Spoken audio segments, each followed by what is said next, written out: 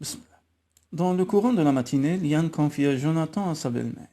Ça ne vous ennuie pas de vous en occuper? J'ai quelques courses à faire. Madame Tanley, qui ne se faisait jamais prier pour garder son petit-fils, accepta volontiers. Vous allez à Kendal? Oui. Rentrerez-vous déjeuner? Je ne le pense pas. J'ai déjà prévenu Madame Banks. Vêtue d'un ensemble en lin garage, Liane prit la route de Kendal. Son intention était de flâner en ville avant de se rendre au Cerf-Blanc, un peu avant midi. Elle pourrait garer sa voiture dans le parking situé en face de l'hôtel-restaurant pour surveiller discrètement les allées et venues. Sans qu'elle l'ait consciemment voulu, ses pas l'amenèrent devant le magasin tenu par Fiona et Christine. Fiona l'aperçut et lui adressa un signe quelque peu contraint. Maintenant qu'on les vit, Liane se sentit obligée de pousser la porte. « Bonjour », lança-t-elle avec un entrain forcé. Christine la dévisagea sans aménité. Cette visite imprévue ne lui faisait aucun plaisir, c'était évident. Fiona ferma un registre en laissant échapper un soupir de soulagement. « Voilà, tout est noté. Dans ce cas, je peux partir ?» interrogea Christine. « Bien sûr. Reviendras-tu au magasin en fin d'après-midi ou bien rentreras-tu directement chez toi ?»« Je ne sais pas. Ça dépend de l'heure à laquelle on mettra en enchère le lot qui nous intéresse. » Liane hocha la tête avec ironie. « Ah, encore une vente aux enchères. Oui. J'aurai de la chance si j'obtiens les baromètres anciens sur lesquels j'ai jeté en dévolu, car je ne serai certainement pas la seule à m'y intéresser. Les prix risquent de monter très vite. » Bonne excuse. Liane imaginait très bien Christine arrivant le lendemain matin, l'air piteux, pour annoncer à Fiona que les enchères avaient atteint des sommets astronomiques, et que la mort dans l'âme, elle avait dû se résigner à abandonner la partie. Après le départ de Christine, Liane prit congé de Fiona. « Je vous laisse travailler, j'espère que ma visite ne vous a pas dérangé. »« Pas du tout, au contraire, c'est gentil de venir me dire un petit bonjour de temps en temps. » Le ton était forcé, le sourire demeurait lointain. Qu'arrivait-il à Fiona? Se serait-elle disputée avec Paul? Mais Liane n'eut pas le temps de se poser davantage de questions. Là-bas, au coin de la rue, Christine montait dans sa Rover blanche. Un peu plus tard, au volant de sa Mercedes, Liane emprunta la route de Coniston. Se laissant volontairement devancer par la Rover qui roulait loin devant elle, ainsi ses soupçons se vérifiaient. La jeune femme ne tarda pas à perdre de vue la voiture de Christine, mais cela valait mieux ainsi. « De toute manière, je sais où elle va », se dit-elle avec amertume. Gary était-il déjà arrivé au Cerf-Blanc? Liane imagina Christine se précipitant dans ses bras et le désespoir la submergea. Jamais elle n'avait été aussi malheureuse de sa vie. Liane se trouvait à peu de distance du Cerf-Blanc quand le moteur de sa voiture se mit à tousser avant de s'arrêter dans un hoquet. Une panne d'essence, c'était bien sa chance.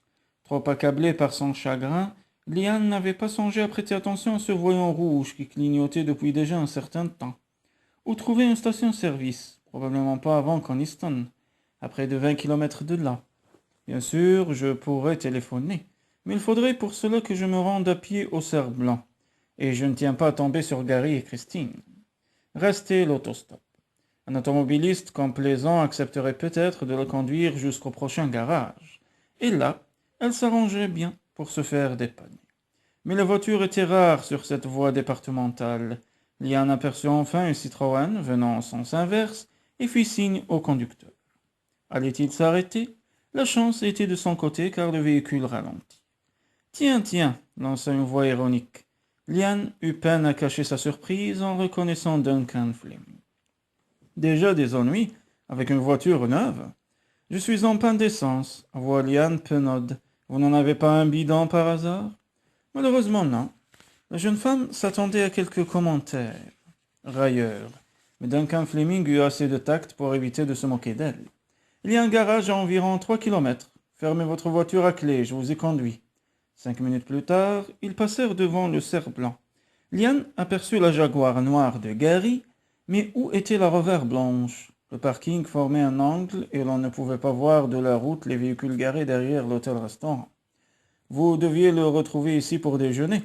interrogea Duncan Fleming. Liane sursauta. Trop prise par ses mornes pensées, elle n'avait pas entendu la question. « Pardon? C'est la voiture de Gary, non ?» lança Duncan Fleming d'un air peu amène. « Je n'ai pas fait attention au numéro d'immatriculation, riposta Liane. Vous devriez le retrouver au Cerf Blanc pour déjeuner, demanda Fleming qui insistait. Non, je suis allé faire quelques courses à Kendall, puis j'ai décidé de rentrer par le chemin des écoliers. Vous ne saviez pas que votre mari déjeunait au Cerf Blanc? Avec un ricanement déplaisant, Fleming ajouta. Il ne vous dit pas tout, drôle de ménage. On peut se poser des questions sur votre rôle exact à Revdon. Potiche décorative, peut-être? Pourquoi cette soudaine insolence? Et décorative vous l'êtes, poursuivit-il. On ne peut pas blâmer Tangley de vouloir joindre l'utile à l'agréable. Avec un clin d'œil vulgaire, il poursuivit. Je parie que vous êtes une vraie petite bombe dans l'intimité, pas vrai? Bien tranquille en surface. Mais ça ne trompe personne. On connaît la réputation des eaux dormantes. Heureusement, ils arrivaient en vue du garage, sinon Liane lui aurait ordonné de s'arrêter pour la laisser descendre. Duncan Fleming freina. Vous voilà arrivé, milady. Tremblante de colère contenue, Liane sortit de voiture.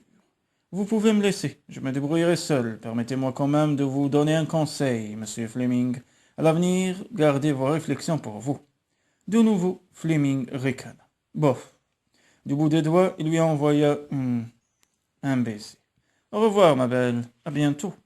Humilié par cette insolence, Liane suivit des yeux la Citroën qui repartait.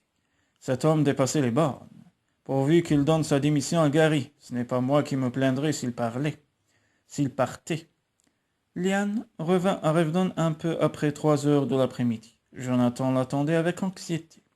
Papa n'est pas encore de retour. Si nous n'allons pas voir le poney à temps, on risque de le vendre à quelqu'un d'autre. Mais non, ne t'inquiète pas, mon chéri. À quoi bon chercher à tempérer l'enthousiasme de Jonathan? Gary avait lui-même commencé à monter très jeune. Il savait ce qu'il faisait en insistant pour mettre son fils à cheval. Je devrais peut-être m'y mettre, moi aussi. Cela m'aiderait à surmonter mes craintes. Un bruit de moteur se fit entendre. La Jaguar noire apparut au détour de l'allée et Jonathan bondit de joie. « Voilà papa !» Gary s'arrêta à leur hauteur. « On va voir le poney ?» s'écria Jonathan tout de suite. Gary adressa à son fils un sourire contraint. « Laisse-moi 5 minutes pour me changer. » À l'adresse de Liane, il lança. « Tu as fait beaucoup d'achats ?» La jeune femme se sentit rougir. « Je n'ai rien trouvé d'intéressant. » Tu as déjà épuisé les ressources de Kendall? La prochaine fois, il faudra aller à Londres. Jonathan se mit à trépigner d'impatience.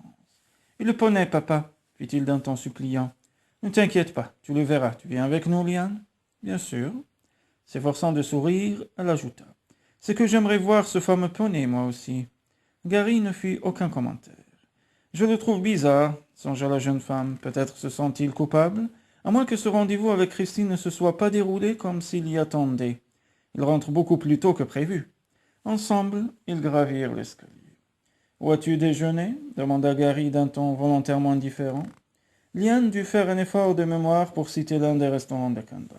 « Ah, chez Woolpack. » Mais pourquoi se sentait-elle coupable? Il n'y avait aucune raison pour cela. « Je suis allé voir Fiona, » déclara-t-elle. « Christine partait pour assister à une vente aux enchères. Elle n'est pas souvent au magasin.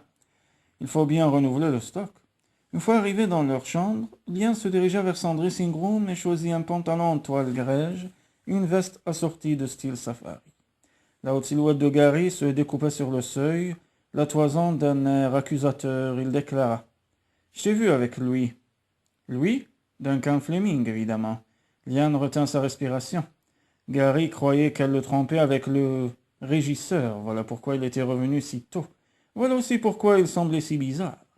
Je suis tombé en panne d'essence. Duncan est passé juste à ce moment-là. Il m'a conduite au garage le plus proche, c'est tout.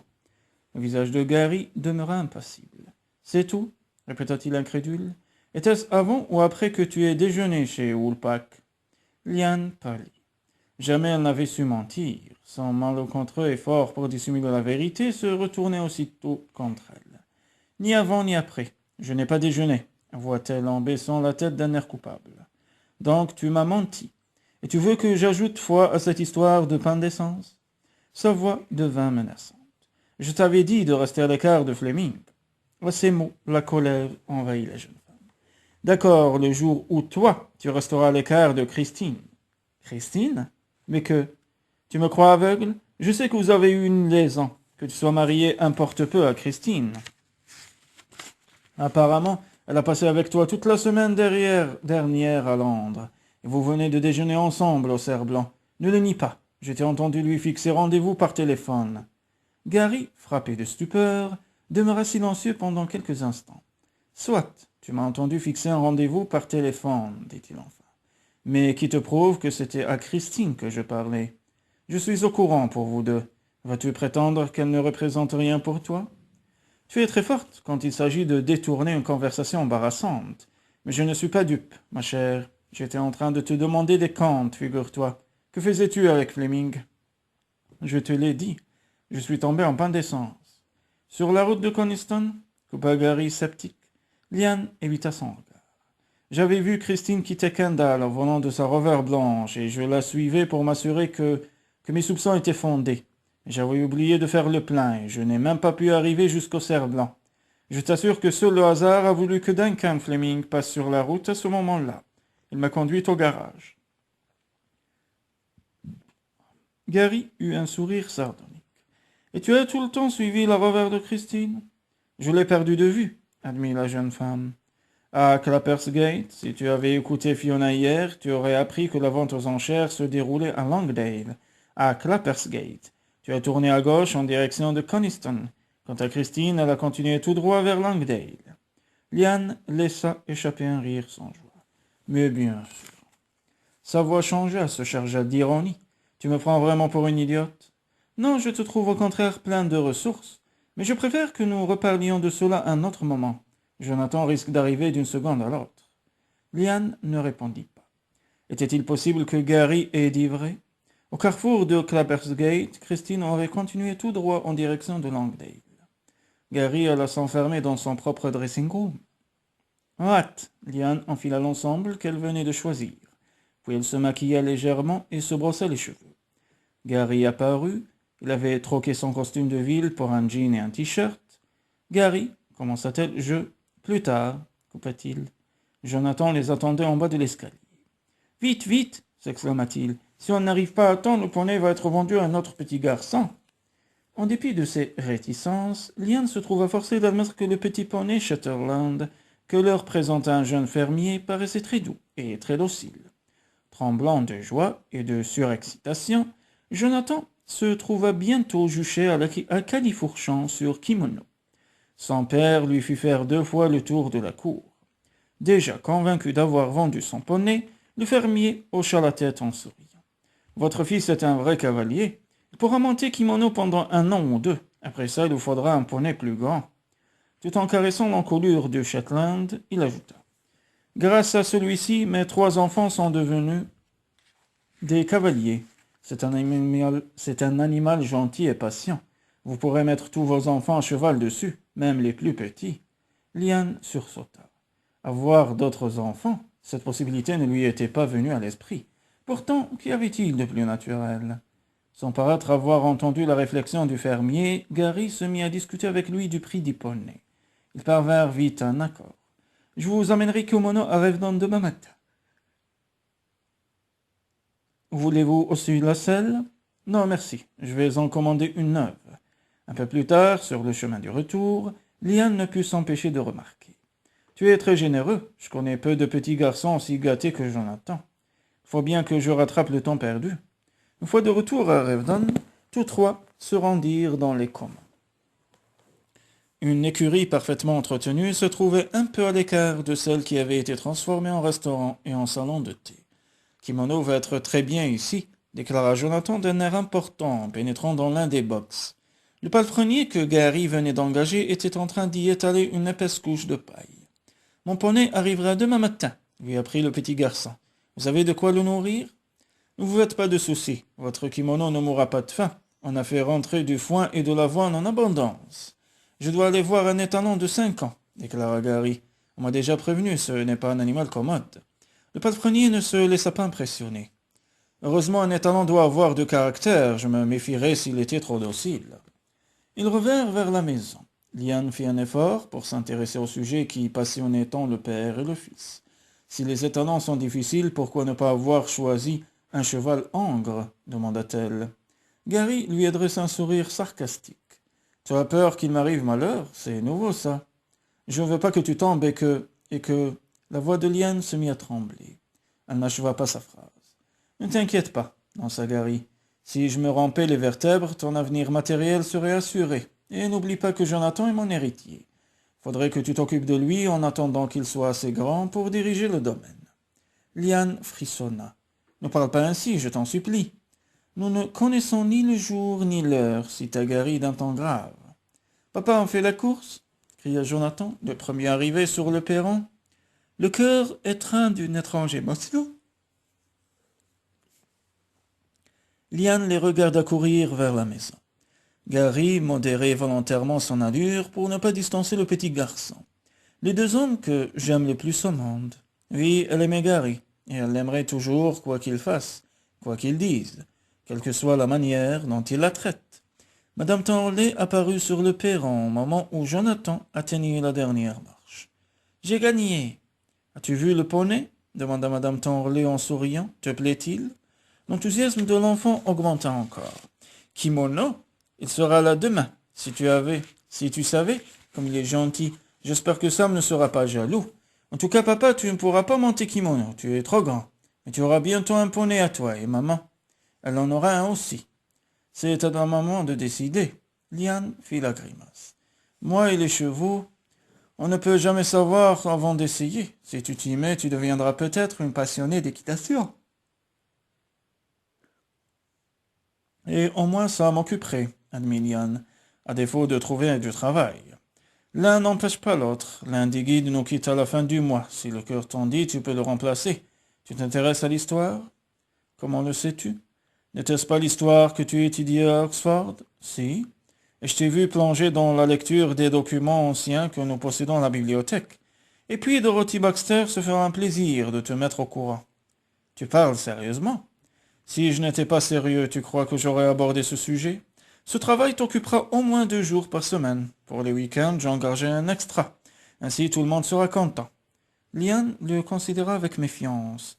Cette proposition cachait-elle un piège? Pourquoi ce revirement? Tu semblais plutôt candre quand je t'ai fait part de mon intention de travailler. Parce que j'estimais les possibilités limitées, pour ne pas dire inexistantes. Ça te plairait de devenir guide? Je serais ravi, s'exclama Liane avec un réel enthousiasme. C'est un métier passionnant. Gary s'inclina. Dans ce cas, vous voici engagée, madame. Mue par une soudaine impulsion, elle lui saisit les mains. Gary, il faut que tu me crois. Seul le hasard a voulu que je rencontre Duncan Fleming aujourd'hui, à l'heure du déjeuner. Comme il ne répondit pas immédiatement, Liane insista. Gary. Très bien, dit-il enfin en hochant la tête. Je te crois. Au moins que l'un de nous fasse preuve d'un minimum de confiance. Comment cela? Penses-tu que je dis la vérité quand j'affirme ne pas avoir retrouvé Christine au Cerf-Blanc? Alors avec qui étais-tu? Mais Gary ne répondit pas, et les doutes de Liane subsistèrent. Fiona arriva en retard pour dîner.